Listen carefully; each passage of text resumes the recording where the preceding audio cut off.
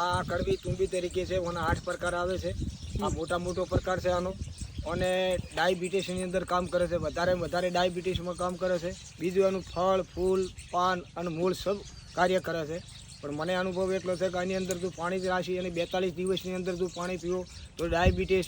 બીજી આ જંતુનાશક દવા છે, અને રક્ત એટલે કે લોહીને લાલ બનાવવાવાળી આ દવા છે. બીજી કોઈ બી અને હૃદયને સાફ રાખવાવાળી આ દવા છે. તમે કીધું ને કે આમાં પાણી ઉનાળામાં ઠંડુ બની જાય, અને શિયાળામાં ગરમ બની જાય, અને ચોમાસામાં મધ્યમ રહે.